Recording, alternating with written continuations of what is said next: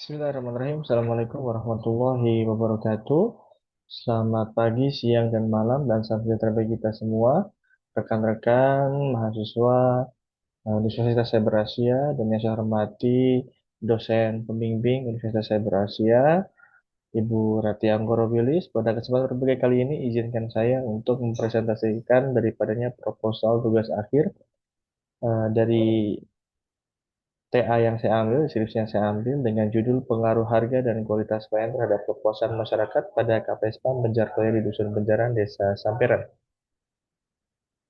Kita masuk ke dalam bab satu pendahuluan. Latar belakang kenapa saya mengambil penelitian ini dimulai dengan kisah air bersih yang sebagai kebutuhan pokok manusia yang keberadaannya tidak dapat digantikan oleh sumber daya lain. Ketersediaan air bersih yang memadai dan berkelanjutan menjadi faktor penting dalam meningkatkan derajat kesehatan masyarakat serta mendukung aktivitas sosial dan ekonomi. Namun hingga saat ini persoalan akses terhadap air minum layak masih menjadi tantangan global. Berdasarkan laporan World Health Organization dan UNICEF, tercatat lebih dari 703 juta jiwa manusia di dunia masih belum memperoleh layanan air minum dasar yang aman. Fenomena ini menunjukkan bahwa penyediaan air bersih masih menjadi prioritas utama dalam agenda pembangunan berkelanjutan. Di tingkat nasional sendiri, untuk mencapai target 100% air minum layak yang tertuang dalam Rencana Pembangunan Jangka Menengah Nasional, ini didapat dari data pusat statistik, masih mencatat 92,64%. Sisanya masih belum layak. Artinya masih menjadi PR tersendiri bagi negara di tingkat nasional. Nah, sebagai bentuk intervensi pemerintah melalui Kementerian Pekerjaan Umum atau PUPR, dibuatlah sebuah program air minum yang berbasis masyarakat atau PAMSIMAS. Dalam praktiknya, program ini banyak melahirkan lembaga lokal seperti kelompok pengelola sistem penyedia air minum dan sanitasi atau KPSPAM yang bertugas mengelola sistem distribusi air secara mandiri dan berkelanjutan. Nah, di tongkat lokal sendiri, Desa Sampiran, Kecamatan Talun ini menjadi salah satu wilayah yang menghadapi keterbatasan air bersih. Kadang, jika kita perhatikan, menurut historikal para tokoh-tokoh desa, sebelum adanya Kapespam ini, orang-orang itu mengambil air itu jauh sampai harus ke desa sebelah, ke mata air di desa sebelah atau di desa Cirebon Girang. Dan hal tersebut harus ditempuh setiap hari ketika ingin mandi. Oleh karenanya, melalui intervensi pemerintah Kabupaten Cirebon, maka dibuatlah sebuah KPSPAM. Di situ awalnya dibuatkan bantuan oleh PUPR dengan pengeboran dua buah sumur sebagai mata air yang bersih sehingga bisa dikelola oleh warga. Dibuatlah dua sumur bor itu tiga, satu sumur bornya ditutup, sisa dua, dan sampai sekarang sisa satu itu dipakai alat-alatnya dan lain sebagainya itu dari PUPR dari pemerintah. Masyarakat atau desa tinggal mengelola saja, maka dibentuklah KPSPAM. Tapi waktu pada saat itu belum ada yang namanya Benjartoya. Singkat cerita dan lain sebagainya, eh, Benjartoya ini akhirnya mangkrak selama 7 tahun. Hingga tahun 2024, di bulan Maret, ya 2024 hingga 2025 Maret, berarti 1 tahun dari Maret 24 sampai 25 itu dibuat sebuah Kapespam baru, ya itu dinamakan sebagai Benjartoya di bawah naungan Masjid Al Furqon, di mana pengelolanya adalah orang-orang masjid dan pemuda-pemuda desa yang ingin berwirausaha dan juga ingin bermanfaat bagi masyarakat. Dan sekarang sudah terjangkau kurang lebih 80 sekian kepala keluarga, 80 sekian rumah tangga yang bisa dialiri oleh air dan akan terus bertambah bertambah lagi, ya.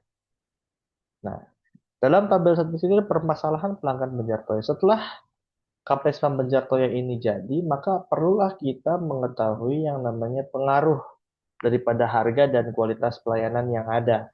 Artinya karena ini adalah milik lokal, milik desa, maka perlu sekali penentuan harga dan penentuan kualitas sebagai bahan evaluasi dan kita bisa melihat sendiri apakah ada pengaruhnya dari harga dan kualitas pelayanan tersebut terhadap kepuasan masyarakat karena yang mengkonsumsi, yang menggunakan, yang merasakan adalah masyarakat. Di sini kita buat dari tabel 1.1 mengenai permasalahan pelanggan menjangkau ya, dimulai dari tiga keluhan dari warga mengenai harga. Pelanggan merasa tarif air saat ini tidak sesuai dengan yang diterima. Jadi kadang air itu kadang kotor, kadang kurang bersih, kadang berbau, ya, kadang berwarna keruh. Tapi ada kalanya bersih bersih sekali. Ya, jadi dari harga yang diberikan kurang lebih seharga 30.000 itu flat, itu per penggunaannya sekian meter kubik. Nah, itu dirasa masih terlalu mahal dibandingkan dengan pesaingnya. Tapi kalau kita timbang dari bobotnya itu masih lebih murah. Maka ini juga masih sedikit rancu. Karena kalau dari pesaingnya, dia berani memberikan air yang bersih dan tidak keruh atau tidak berbau. Namun kalau ini memang lebih murah dari pesaingnya, hanya saja masih kerap kali menimbulkan bau keruh dan masih berwarna gitu kan. Kalau dari indikator harga yang kedua, harga dianggap kurang terjangkau bagi sebagian karena pelanggan yang ada di sini adalah pelanggan menengah ke bawah. Artinya sektor masyarakat desa, masyarakat dusun yang pekerjaannya mayoritas sebagai petani, sebagai buruh, sebagai eh, kuli proyek dan lain sebagainya. Nah, itu dinilai masih tidak terjangkau bagi sebagian pelanggan. Kemudian kualitas pelayanan, penanganan keluhan yang lambat dan baru ditindaklanjuti setelah 2 sampai 3 hari. Respon ini dari pegawai yang seringkali kurang cepat. Jadi setelah dihubungi, maka 2 3 hari baru diperbaiki. Nah, ini yang menghambat, yang memberikan keluhan terhadap layanan dari pelanggan. Kemudian tagihan yang sering terlewat, kadang ada yang tidak ditagih. Jadi yang menagih itu yang mengingatkan tuh pelanggannya, bukan dari KP spamnya. Ini yang jadi problem di lapangan. Dan kemudian terakhirlah sering terjadi perbaikan mendadak. Jadi kalau ada perbaikan mendadak itu tidak diinfokan secara cepat. Misalkan, oh ini harus dimatikan dulu karena ada sambung pipa atau dan sebagainya. Ini yang menjadi masalah di lapangan. Gitu. Nah, permasalahan ini eh, terjadi dirasakan oleh masyarakat. Jadi dari 15 pengguna layanan, 12 itu komplain. Yang dari aspek harga tujuh pelanggan, dari aspek kualitas pelayanan muncul 5 keluhan, dan 3 lainnya tidak memiliki keluhan terkait dengan harga dan kualitas pelayanan. Hal ini penting untuk diperhatikan karena tingkat kepuasan masyarakat menjadi indikator utama dalam menilai keberlanjutan dan efektivitas pelayanan yang diberikan. Selain itu, kepuasan pelanggan dapat tercipta apabila harapan pelanggan terhadap pelayanan terpenuhi atau bahkan terlampaui. Oleh karena itu, tujuan daripada penelitian ini adalah menganalisis pengaruh harga dan kualitas pelayanan terhadap tingkat kepuasan masyarakat pengguna air bersih yang dikelola oleh KPSPAM Benjartoya di Dusun Benjaran, Desa Sampiran, yang ditunjukkan untuk tugas akhir yang diberi judul Pengaruh Harga dan Kualitas Pelayanan terhadap Kepuasan Masyarakat pada KPSPAM Benjartoya Dusun Benjaran, Desa Sampiran. Rumusan masalah dalam penelitian ini adalah apakah harga berpengaruh terhadap kepuasan masyarakat pengguna layanan air KP-Spam Benjartoya? Nah, kemudian apakah kualitas pelayanan berpengaruh dan apakah harga dan kualitas berpengaruh secara simultan terhadap kepuasan masyarakat? Ini akan menjadi rumusan masalah dan batasan masalah ini kita batasi. Yang pertama, penelitian ini hanya akan membahas pengaruh harga dan kualitas terhadap kepuasan masyarakat pengguna layanan. Jadi selain penggunaan air bersih kita tidak akan bahas. Kemudian variabel yang teliti adalah variabel bebas dan terikat. Nah, variabel bebas itu terdiri dari harga dan kualitas, terikat itu terdiri dari kepuasan masyarakat. Penelitian ini menganalisis yang pertama pengaruh harga secara parsial, pengaruh kualitas pelayanan terhadap secara parsial, dan pengaruh harga dan kualitas secara simultan. Populasi dalam penelitian dibatasi pada masyarakat dusun Benjaran yang terdaftar dan aktif sebagai pengguna KPS dan penjatuhnya. Tujuan penelitian adalah yang pertama mengidentifikasi dan menganalisis pengaruh harga secara parsial, mengidentifikasi dan menganalisis pengaruh kualitas pelayanan secara parsial, dan mengidentifikasi dan menganalisis pengaruh harga dan kualitas pelayanan secara simultan. Manfaat penelitian ini yang pertama adalah dapat menambah khazanah keilmuan dalam bidang manajemen khususnya berkaitan dengan pengaruh harga dan kualitas pelayanan. Sementara manfaat praktis bisa menjadi bahan masukan atau saran terkait pentingnya faktor harga dan kualitas pelayanan dalam meningkatkan kepuasan pelanggan kepada KPS Jaya bagi masyarakat dusun Benjaran ini, supaya masyarakat ini dapat gambaran dan paham. Artinya tingkat kepuasan mereka itu terhadap pelayanan bersih itu bisa memberikan sebuah faktor mendorong keterlibatan aktif dalam pengelolaan. Jadi dengan adanya masyarakat yang tahu, oh ternyata kita harus memperbaiki lagi dari segi pelayanan seperti dan masyarakat akan menjadi controlling yang paling utama.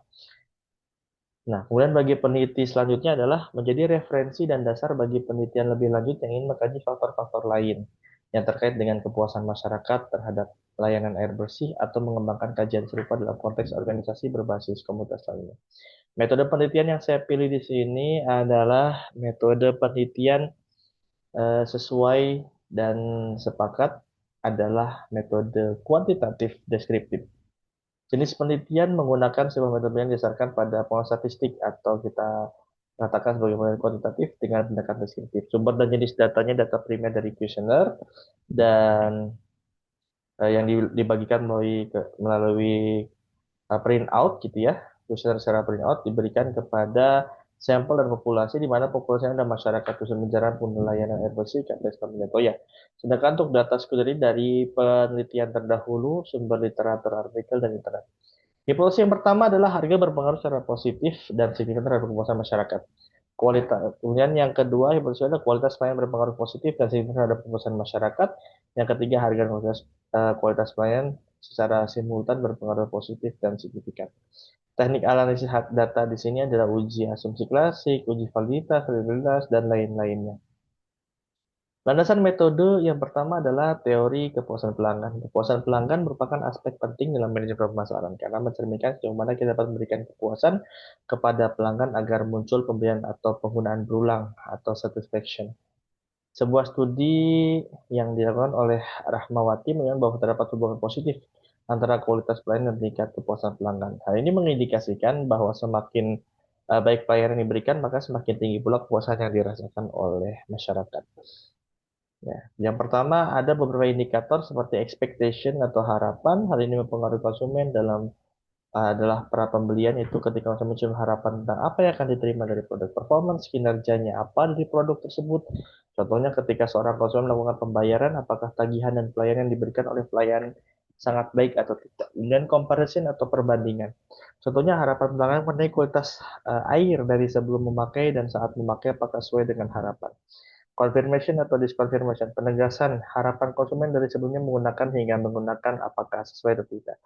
Diskrepensi atau ketidaksesuaian, contohnya seperti pelayanan yang diberikan petugas kurang sesuai dan cenderung lambat, serta keluhan-keluhan yang direspon dengan baik. Teori kualitas pelayanan.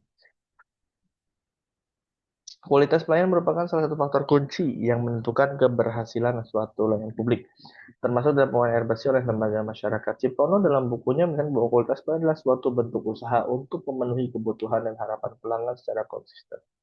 Ada beberapa indikator. Yang pertama adalah keandalan, reliability, kemampuan memberikan layanan secara tepat dan konsisten. Daya tanggap, responsiveness, kecepatan dan kesiapan petugas dalam melayani kebutuhan, jaminan profesionalisme dan kompetensi petugas dalam memberikan rasa aman, empathy, perhatian individu dan kemampuan memahami kebutuhan khusus, bukti fisik, kondisi sarana prasarana pelayanan yang dapat diamati secara langsung. Teori harga, harga adalah suatu usaha untuk mendapatkan income, maka jika dilihat dari sisi konsumen, harga merupakan suatu yang membutuhkan pengorbanan yang dilakukan untuk mendapatkan suatu produk yang diinginkan guna memenuhi kebutuhan. Ada beberapa indikator. Yang pertama adalah keterjangkauan harga, memberikan sebuah harga yang dapat dijangkau oleh semua kalangan dengan target segmen pasar yang dipilih. Kemudian kesesuaian harga, penilaian konsumen dalam membeli suatu produk tentulah melewati suatu pertimbangan yang telah ditentukan, seperti keputusan dalam membeli jika suatu produk memiliki harga yang sesuai dengan kualitas produk yang dijual. Dan daya saing harga adalah akan diberikan apabila lebih tinggi atau di bawah rata-rata. Penelitian terdahulu di sini ada 10, bisa dilihat. Dan semuanya jawabannya bahwasanya uh, kepuasan pelanggan, di sini jawabannya adalah pengaruh harga terhadap keputusan pembelian berpengaruh secara signifikan dan lain sebagainya. Berikut kerangka konseptualnya. Nah, hipotesis harga seperti yang sudah dibahas, apakah berpengaruh positif dan signifikan atau tidak, kualitas pangan juga berpengaruh positif atau signifikan atau tidak, dan harga kebutuhan secara bersama-sama simultan berpengaruh positif dan signifikan atau tidak. Nah, berikut adalah kerangka teori, dan yang terakhir adalah metode penelitian atau implementasi metode. Jenis penelitian ini digunakan adalah kuantitatif deskriptif, objek dan subjek penelitian ini adalah layanan air bersih KPK Banjartoya, sedangkan subjek subjek penelitian adalah masyarakat pengguna layanan. Sumber data primer dari kuesioner dan data sekunder dari literatur internet, jurnal, tesis, skripsi, dan lain sebagainya. Populasi sampel di sini berjumlah 87 hingga 95, sampel di sini berjumlah 95. Teknik pengambilan sampel ini menggunakan teknik non-probability sampling dengan teknik sampling jenuh karena di bawah 100. Nah, kemudian definisi operasional variabel, harga sebagai salah satu elemen penting dalam kegiatan ekonomi, dan lain sebagainya. Definisi adalah harga adalah sebuah uang yang harus dibayarkan oleh konsumen untuk memperoleh manfaat. Di sini ada keterjangkauan harga, kesesuaian harga, dan saing harga, dan lain sebagainya. Dengan menggunakan modus skala liter, termasuk juga kualitas pelayanan dan kepuasan masyarakat. Teknik pengumpulan data menggunakan angket atau kuesioner dengan skala liter dari 1 sampai 5. Satu di mana sangat tidak setuju, dua tidak setuju, tiga netral, empat setuju, dan lima sangat setuju. Teknik analisis data di sini adalah menggunakan uji hipotesis, uji validitas, analisis, asumsi, regresi delivery, dan lain sebagainya. Statistik deskriptif di sini adalah penyajian penggunaan data dapat memberikan gambaran jelas, jadi mendeskripsikan dari angka-angka tersebut menjadi sebuah penyajian yang berbentuk deskriptif. Kemudian statistik inferensial dan lain sebagainya. Dan di sini ada pengertian dari apa itu reliabilitas, uji koliner, multi koliner, dan lain sebagainya. Hingga selesai. Nah, berikut adalah jadwal waktu penelitian. Dan berikut adalah daftar pustaka. Sekian penjelasan dari eh, apa namanya proposal tugas akhir saya. Sekiranya berkenan, mudah-mudahan bisa segera sidang dan lulus. Terima kasih. Wabillahi taufiq wal hidayah. Assalamualaikum warahmatullahi wabarakatuh.